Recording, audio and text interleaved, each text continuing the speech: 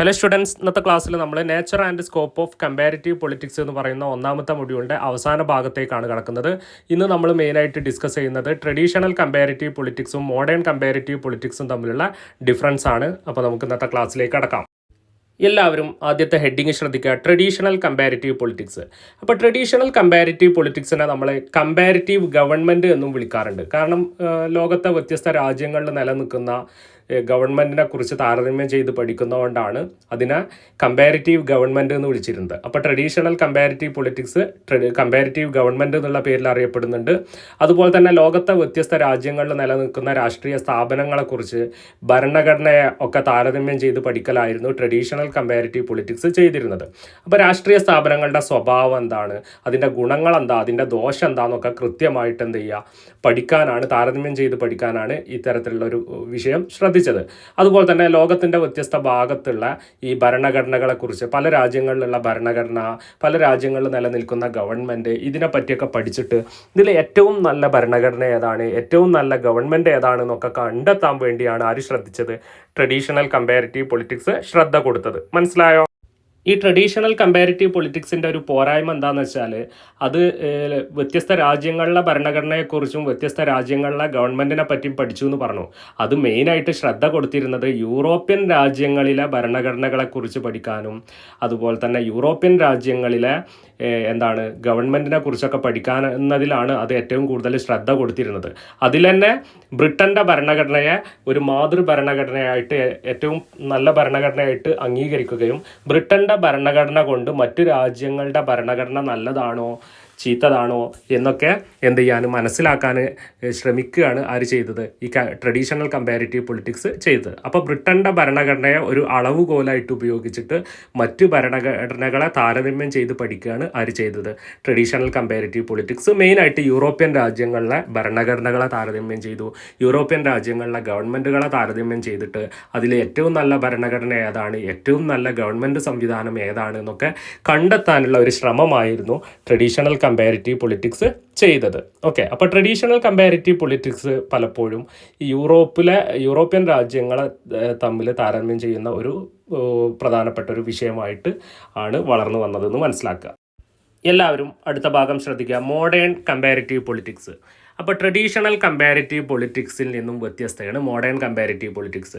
അപ്പോൾ ഒരു 20-ാം നൂറ്റാണ്ടോടൊക്കെ കൂടി ട്രഡീഷണൽ കമ്പാരിറ്റീവ് പൊളിറ്റിക്സിൽ വിപ്ലവകരമായ മാറ്റങ്ങൾ സംഭവിക്കുകയും മോഡേൺ കമ്പാരിറ്റീവ് പൊളിറ്റിക്സ് എന്ന് പറയുന്ന ഒരു ഇന്ന് കാണുന്ന കമ്പാരിറ്റീവ് പൊളിറ്റിക്സിലേക്കുള്ളൊരു മാറ്റം 20-ാം നൂറ്റാണ്ടോട് കൂടി സംഭവിക്കുന്നുണ്ട്. അപ്പോൾ കമ്പാരിറ്റീവ് പൊളിറ്റിക്സിൽ പുതിയ രീതികൾ, പുതിയ കോൺസെപ്റ്റുകളൊക്കെ ഉപയോഗിക്കാൻ തുടങ്ങുന്നത് ഈ ഒരു 20-ാം നൂറ്റാണ്ടോട് കൂടിയാണെന്ന് മനസ്സിലാക്കുക. അപ്പോൾ ട്രഡീഷണൽ കമ്പാരിറ്റീവ് പൊളിറ്റിക്സ് ശ്രദ്ധ കൊടുത്തിരുന്നത് യൂറോപ്യൻ രാജ്യങ്ങളിലേക്കാണ്. യൂറോപ്യൻ രാജ്യങ്ങളിലെ ഭരണഘടനയെ താരതമ്യം ചെയ്യുക, യൂറോപ്യൻ രാജ്യങ്ങളിലെ വ്യത്യസ്ത ഗവൺമെൻറ്റുകളെ താരതമ്യം ചെയ്യുക, ഇതൊക്കെയാണ് അവർ ശ്രദ്ധിച്ചിരുന്നത്. എന്നാൽ മോഡേൺ കമ്പാരിറ്റീവ് പൊളിറ്റിക്സ് ഏഷ്യയിലെ രാജ്യങ്ങളെക്കുറിച്ച് പഠിക്കാൻ തുടങ്ങി, ആഫ്രിക്കയിലെ രാഷ്ട്രീയ സംവിധാനങ്ങളെ പറ്റി പഠിക്കാൻ തുടങ്ങി, ലാറ്റിൻ അമേരിക്കയിലെ രാഷ്ട്രീയ സംവിധാനങ്ങളെ പറ്റിയൊക്കെ പഠിക്കാൻ തുടങ്ങി.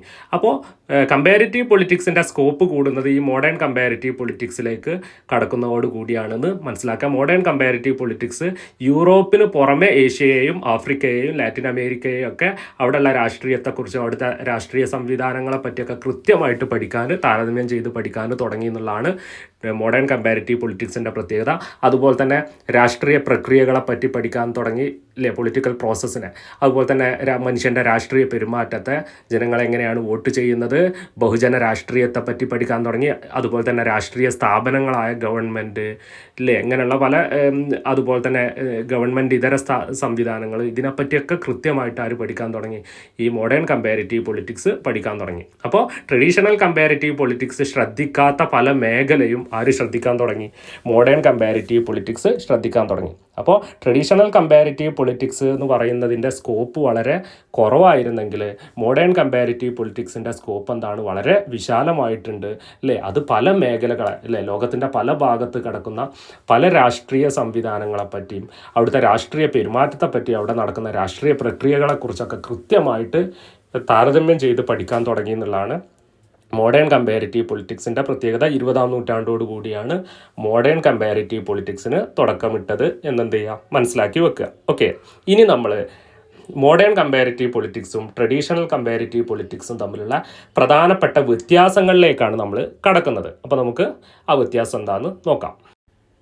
Difference between traditional comparative politics and modern comparative politics. Traditional comparative പൊളിറ്റിക്സും മോഡേൺ കമ്പാരിറ്റീവ് പൊളിറ്റിക്സും തമ്മിലുള്ള വ്യത്യാസങ്ങളാണ് നമ്മൾ ഓരോന്നായിട്ട് നോക്കുന്നത്. ഒന്നാമത്തത് ഡിഫറൻസ് ഇൻ സ്കോപ്പ്, അല്ലേ? അതായത് ട്രഡീഷണൽ കമ്പാരിറ്റീവ് പൊളിറ്റിക്സും മോഡേൺ കമ്പാരിറ്റീവ് പൊളിറ്റിക്സും അതിൻ്റെ സ്കോപ്പിൽ വ്യത്യാസമുണ്ട്. എന്താണ് സ്കോപ്പിലുള്ള വ്യത്യാസം? ട്രഡീഷണൽ കമ്പാരിറ്റീവ് പൊളിറ്റിക്സിൻ്റെ സ്കോപ്പ് വളരെ പരിമിതമായിരുന്നു. ട്രഡീഷണൽ കമ്പാരിറ്റീവ് പൊളിറ്റിക്സിന് വ്യാപ്തി ഇല്ലായിരുന്നു, സ്കോപ്പ് ഇല്ലായിരുന്നു എന്ന് മനസ്സിലാക്കുക. കാരണം അത് മെയിനായിട്ട് ഗവൺമെൻറ്, ഭരണഘടന, ഇങ്ങനെയുള്ള ഔപചാരിക രാഷ്ട്രീയ സ്ഥാപനങ്ങളെക്കുറിച്ചാണ് പഠിച്ചത്.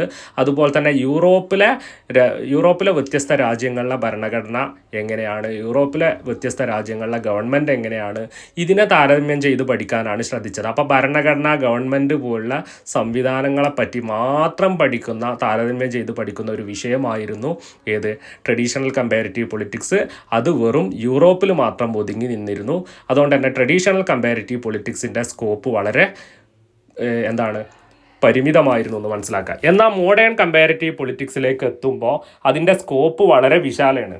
അതിന് കാരണം എന്താണെന്ന് വെച്ചാൽ ലോകത്തിൻ്റെ വ്യത്യസ്ത ഭാഗങ്ങളിലുള്ള രാഷ്ട്രീയ പെരുമാറ്റത്തെപ്പറ്റി ഇവർ പഠിക്കാൻ തുടങ്ങി, രാഷ്ട്രീയ പാർട്ടികളെക്കുറിച്ച് പഠിക്കാൻ തുടങ്ങി, പ്രഷർ ഗ്രൂപ്പിനെ പറ്റി പഠിക്കാൻ തുടങ്ങി, അല്ലേ? സമ്മർദ്ദ ഗ്രൂപ്പുകൾ, താല്പര്യ ഗ്രൂപ്പുകളെ പറ്റി പഠിക്കാൻ തുടങ്ങി, NGOകളെ പറ്റി പഠിക്കാൻ തുടങ്ങി. ഇങ്ങനെ മോഡേൺ കമ്പാരിറ്റീവ് പൊളിറ്റിക്സ് ടച്ച് ചെയ്യാത്ത മേഖലകളില്ല, അല്ലേ?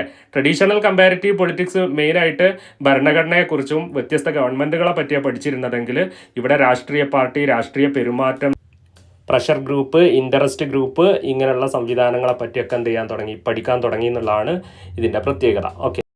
ട്രഡീഷണൽ കമ്പാരിറ്റീവ് പൊളിറ്റിക്സും മോഡേൺ കമ്പാരിറ്റീവ് പൊളിറ്റിക്സും തമ്മിലുള്ള രണ്ടാമത്തെ വ്യത്യാസം ഡിഫറൻസ് ഇൻ അപ്രോച്ച്.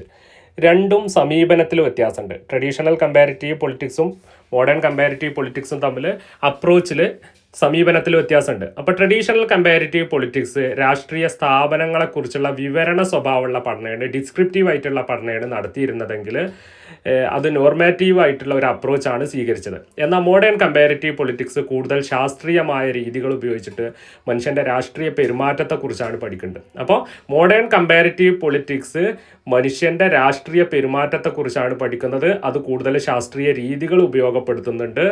അനുഭവസാധ്യമായ തെളിവ് വെച്ചിട്ടും വിശകലന സ്വഭാവമുള്ള, അല്ലേ, ഒരു അനലിറ്റിക്കൽ മെത്തേഡൊക്കെ ഉപയോഗിച്ചിട്ടാണ് മോഡേൺ കമ്പാരിറ്റീവ് പൊളിറ്റിക്സ് പഠനം നടത്തുന്നതെങ്കിൽ ട്രഡീഷണൽ കമ്പാരിറ്റീവ് പൊളിറ്റിക്സ് വളരെ നോർമാറ്റീവ് ആയിട്ടുള്ള ഒരു അപ്രോച്ചാണ് സ്വീകരിക്കേണ്ടത്. അതിൻ്റെ പ്രത്യേകത എന്താണെന്ന് വെച്ചാൽ കാര്യങ്ങൾ ഇങ്ങനെ വിവരിച്ച് പോകുന്ന വിവരണ സ്വഭാവമുള്ള പഠനങ്ങളാണ് മെയിനായിട്ട് ട്രഡീഷണൽ കമ്പാരിറ്റീവ് പൊളിറ്റിക്സ് ചെയ്തിരുന്നത്. അപ്പോൾ ട്രഡീഷണൽ കമ്പാരിറ്റീവ് പൊളിറ്റിക്സ് വിവരണ സ്വഭാവമുള്ള പഠനങ്ങളാണ് നടത്തിയിരുന്നതെങ്കിൽ മോഡേൺ കമ്പാരിറ്റീവ് പൊളിറ്റിക്സ് വിശകലന സ്വഭാവമുള്ള പഠനങ്ങളാണ് നടത്തുന്നത്. മോഡേൺ കമ്പാരിറ്റീവ് പൊളിറ്റിക്സ് കൂടുതൽ ശാസ്ത്രീയമായ രീതികൾ ഉപയോഗിക്കുന്നുണ്ട്, കൂടുതൽ തെളിവുകൾ ഉപയോഗിക്കുന്നുണ്ട്. ഓക്കെ. അപ്പോൾ ട്രഡീഷണൽ കമ്പാരിറ്റീവ് പൊളിറ്റിക്സും മോഡേൺ കമ്പാരിറ്റീവ് പൊളിറ്റിക്സും അതിൻ്റെ അപ്രോച്ചിൽ, സമീപനത്തിൽ വ്യത്യാസമുണ്ട് എന്ന് മനസ്സിലാക്കി വെക്കുക. ഇനി മൂന്നാമത്തെ വ്യത്യാസം എന്ന് പറയുന്നത് ഡിഫറൻസ് ഇൻ പൊളിറ്റിക്കൽ എൻവോയ്മെൻറ്റ്. അതായത് ട്രഡീഷണൽ കമ്പാരിറ്റീവ് പൊളിറ്റിക്സും മോഡേൺ കമ്പാരിറ്റീവ് പൊളിറ്റിക്സും പഠിക്കുന്ന രാഷ്ട്രീയ പരിസ്ഥിതി വ്യത്യാസമുണ്ട്. ഓക്കെ. ട്രഡീഷണൽ കമ്പാരിറ്റീവ് പൊളിറ്റിക്സ് മെയിനായിട്ട് പഠിച്ചിരുന്നത് യൂറോപ്പിലെ വ്യത്യസ്ത രാജ്യങ്ങളിൽ നിലനിൽക്കുന്ന രാഷ്ട്രീയ സംവിധാനങ്ങളെക്കുറിച്ചാണ് പഠിച്ചിരുന്നത് എന്ന് മനസ്സിലാക്കുക, അല്ലേ? അത് മെയിനായിട്ട് രാഷ്ട്രീയ സ്ഥാപനങ്ങളെക്കുറിച്ചാണ് പഠിച്ചിരുന്നത്. അതായത് ഭരണഘടന, ഗവൺമെൻറ്, ഇങ്ങനെയുള്ള സംവിധാനങ്ങളെ പറ്റിയാണ് ട്രഡീഷണൽ കമ്പാരിറ്റീവ് പൊളിറ്റിക്സ് പഠനം നടത്തിയിരുന്നത്. മനസ്സിലായോ? അതായത് അപ്പോൾ ഈ ട്രഡീഷണൽ കമ്പാരിറ്റീവ് പൊളിറ്റിക്സ് ഭരണഘടനയെക്കുറിച്ച് പഠിച്ചു, അതുപോലെ തന്നെ ഗവൺമെൻറ്റുകളെ പറ്റി പഠിച്ചു. പക്ഷേ ആ രാജ്യങ്ങളിൽ നിലനിൽക്കുന്ന രാഷ്ട്രീയ കാലാവസ്ഥ പാടെ അവഗണിച്ചിരുന്നു. ട്രഡീഷണൽ കമ്പാരിറ്റീവ് പൊളിറ്റിക്സ് പാടെ അവഗണിച്ചിരുന്നു.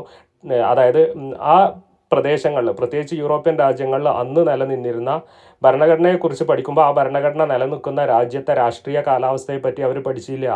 അതുപോലെ തന്നെ ഗവൺമെൻറ്റിനെ പറ്റി പഠിക്കുമ്പോൾ ആ രാജ്യത്തെ രാഷ്ട്രീയ കാലാവസ്ഥ എന്താണെന്ന് അവർ പഠിച്ചിരുന്നില്ല. പക്ഷേ മോഡേൺ കമ്പാരിറ്റീവ് പൊളിറ്റിക്സ് രാഷ്ട്രീയത്തെ കൃത്യമായിട്ട് വിശകലനം ചെയ്യാനാണ് ശ്രമിക്കുന്നത്. മോഡേൺ കമ്പാരിറ്റീവ് പൊളിറ്റിക്സ് ഒരു രാഷ്ട്രീയ ഘടനയെക്കുറിച്ച് പഠിക്കുമ്പോൾ അവിടെയുള്ള രാഷ്ട്രീയ പരിസ്ഥിതിക്ക് ഊന്നൽ കൊടുക്കുന്നുണ്ട്, അല്ലേ? അതായത് ഒരു രാജ്യത്തെ ഗവൺമെൻറ്റിനെ പറ്റിയോ ഒരു രാജ്യത്തെ രാഷ്ട്രീയ പ്രക്രിയകളെക്കുറിച്ചോ പഠിക്കുമ്പോൾ ആ രാജ്യത്ത് നിലനിൽക്കുന്ന രാഷ്ട്രീയ കാലാവസ്ഥക്ക് വലിയ പ്രാധാന്യം നൽകുന്നുണ്ട് എന്നുള്ള എന്ത് ചെയ്യുക മനസ്സിലാക്കി വെക്കുക. അപ്പോൾ ഇത്രയാണ് ട്രഡീഷണൽ കമ്പാരിറ്റീവ് പൊളിറ്റിക്സും മോഡേൺ കമ്പാരിറ്റീവ് പൊളിറ്റിക്സും തമ്മിലുള്ള വ്യത്യാസം. അപ്പോൾ ട്രഡീഷണൽ കമ്പാരിറ്റീവ് പൊളിറ്റിക്സും മോഡേൺ കമ്പാരിറ്റീവ് പൊളിറ്റിക്സും തമ്മിലുള്ള ഒന്നാമത്തെ വ്യത്യാസം എന്ന് പറയുന്നത് അവ സ്കോപ്പിൽ വ്യത്യാസമുണ്ട്. ട്രഡീഷണൽ കമ്പാരിറ്റീവ് പൊളിറ്റിക്സിന് സ്കോപ്പ് തീരെ ഉണ്ടായിരുന്നില്ല, പക്ഷേ മോഡേൺ കമ്പാരിറ്റീവ് പൊളിറ്റിക്സിൻ്റെ സ്കോപ്പ് വളരെ വിശാലമാണ്. അതുപോലെ തന്നെ ട്രഡീഷണൽ കമ്പാരിറ്റീവ് പൊളിറ്റിക്സിൻ്റെ അപ്രോച്ച് എന്ന് പറയുന്നത് അതൊരു നോർമാറ്റീവ് അപ്രോച്ചാണ്, വിവരണ സ്വഭാവമുള്ള പഠന രീതിയാണ്. എന്നാൽ മോഡേൺ കമ്പാരിറ്റീവ് പൊളിറ്റിക്സ് ശാസ്ത്രീയ രീതികൾ ഉപയോഗിച്ച് കൂടുതൽ വിശകലന സ്വഭാവമുള്ള പഠനം ആണ് നടത്തുന്നത്. അപ്രോച്ചിൽ വ്യത്യാസമുണ്ട്. മൂന്നാമത്തത് ട്രഡീഷണൽ കമ്പാരിറ്റീവ് പൊളിറ്റിക്സ് രാഷ്ട്രീയ പരിസ്ഥിതിയെ പൂർണ്ണമായിട്ടും അവഗണിച്ചു. രാഷ്ട്രീയ സ്ഥാപനങ്ങളെ പറ്റി പഠിക്കുമ്പോൾ രാഷ്ട്രീയ പരിസ്ഥിതിയെക്കുറിച്ച് പഠിച്ചില്ല. പക്ഷേ മോഡേൺ കമ്പാരിറ്റീവ് പൊളിറ്റിക്സ് ഏത് രാഷ്ട്രീയത്തെക്കുറിച്ച് പഠിക്കുമ്പോഴും അവിടെയുള്ള രാഷ്ട്രീയ പരിസ്ഥിതിക്ക് വലിയ ഊന്നൽ നൽകിക്കൊണ്ടാണ് പഠനം നടത്തുന്നത്. അപ്പോൾ ഇത് മൂന്നുമാണ് ഇവ തമ്മിലുള്ള പ്രധാനപ്പെട്ട വ്യത്യാസം എന്ന് മനസ്സിലാക്കി വെക്കുക. അപ്പോൾ ഇത്രയൊക്കെ കാര്യങ്ങളാണ് നമുക്ക് ഒന്നാമത്തെ മൊഡ്യൂളിൽ പഠിക്കാനുള്ളത്. അടുത്ത ക്ലാസ്സിൽ നമുക്ക് മറ്റൊരു ഭാഗവുമായിട്ട് കാണാം. അതുവരേക്കും നന്ദി, നമസ്കാരം.